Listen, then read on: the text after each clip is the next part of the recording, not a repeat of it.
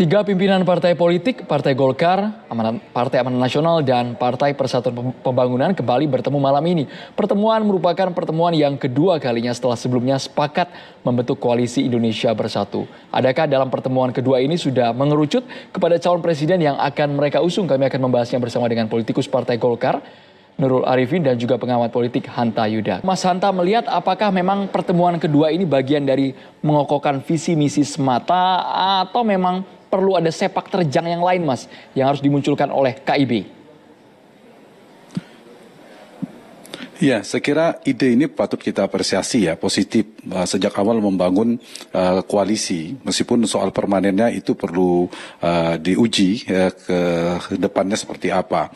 Cuma memang tantangannya ada dua hal. Satu, bagaimana koalisi ini pembentukannya ini punya semen perekat. Jadi pengikatnya apa? Terbentuknya koalisi, belajar di Indonesia maupun secara teoritis kan biasanya karena kesamaan ideologi ataupun platform partai. Kalau ini sulit untuk menjelaskannya di Indonesia. Yang kedua adalah karena faktor kedekatan veto player atau orang kuat di partai, ketua umum. Kalau ini standar ya, hampir semua dekat lah tiga ketua umum ini. Saya kira iya masuk sana. Yang ketiga karena faktor teknis. Nah, ini sudah masuk. Faktor teknis itu karena regulasi ambang batas untuk mencalon presiden 20%. Nah, tiga partai ini sudah melampaui. Masuk di sana. Nah, ada dua yang penting saya kira, faktor terbentuknya koalisi, yang lainnya biasanya terbentuk karena ada figur capres. Nah, yang menariknya di mereka ini terbentuk dulu sebelum ada capresnya. Kalau dulu kita ingatkan ada faktor SBY, kemudian partai mengumpul, kemudian Pak Jokowi, kemudian partai-partai berkumpul. Nah, untuk memperkuatnya, memang sudah harus mulai dipikirkan siapa calon presiden. Karena tidak mungkin secara strategis, taktis, koalisi ini tidak punya. Yang satu lagi faktor kingmaker di belakang layar. Nah, tadi apakah juga ada faktor itu? Misalnya ada faktor figur-figur kuat seperti Pak Presiden Joko Widodo. Misalnya bagian dari ini saya kira akan membuat ini kemungkinan akan menjadi koalisi yang kuat.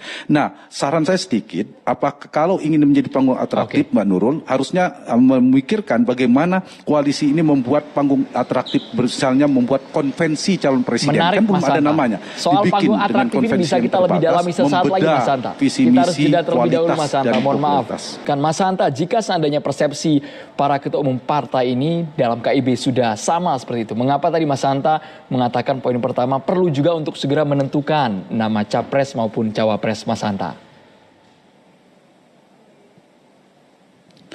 Iya, pertama memang sebagai faktor pengikat secara internal. Secara eksternal, pengaruh ke publik, ke masyarakat itu bisa menjadi daya tarik, menjadi magnet politik di luarnya. Itu yang penting, Mas Andro. Tetapi jauh dari itu, kalau kemudian cara mendapatkan penjajakannya itu, atau proses kandidasinya, punya gagasan yang secara demokratis, terbuka, kreatif, misalnya membuka konvensi, tiga partai ini sudah bisa. Nasdem yang tidak jadi wajar, karena mereka belum dapat kawan koalisi, belum bisa, jangan sampai terjadi seperti Demokrat lampau, kemudian pemenang konvensi tidak bisa mencalonkan karena tidak cukup 20%. Sementara KIB ini sudah melampaui 20%. Jadi kalau misalnya ada ide konvensi atau dengan bentuk apapun namanya, memunculkan nama, orang bisa menjadikan ini sebagai panggung atraktif. Dan nanti yang ditempurkan bisa gagasannya, bisa visi misinya, bisa programnya, bisa rekam jejaknya, sehingga tidak hanya melulu soal elektabilitas, soal popularitas, karena waktu masih panjang. Itu untuk waktu untuk membedah. Di luar itu, Andrew, menurut saya, kenapa penting? Karena ya tujuan koalisi ini kan meskipun dikatakan akan terbentuk, kan ujungnya pastilah saya punya keyakinan, partai Mbak Nurul dan lain-lain pasti arahnya pasti ke calon presiden juga, dan calon wakil presiden. Dan ini kalau hanya sekedar menjadikan misal menunjukkan eksistensi, kemudian KIB ini ada wujudnya, saya kira itu akan tidak begitu lama justru. Justru kalau misalnya sudah punya calon yang kuat, itu akan memberikan dampak positif, posisi tawar kepada tiga partai ini, menjadi pemain politik baru. Contohnya apa? Dengan terbentuk koalisi ini, kenapa saya kasih apresiasi ya? Satu, memberi ruang kepada calon-calon presiden yang potensial, yang bukan dari partai politik atau kader partai politik, tapi dia bukan siapa-siapa dan struktur kepartainya, dia punya harapan untuk mendaftar, untuk didukung oleh KIB. Jadi menguntungkan. Dari sisi partai juga Golkar cerdik, saya kira mereka akan menjadi pemimpin koalisi ini, menjadi pemain, memiliki posisi tawar, sehingga bahkan bisa menawarkan posisi cawapres misalnya. Dengan posisi di sini Golkar menjadi diperhitungkan karena sudah cukup ada PAN dan P3.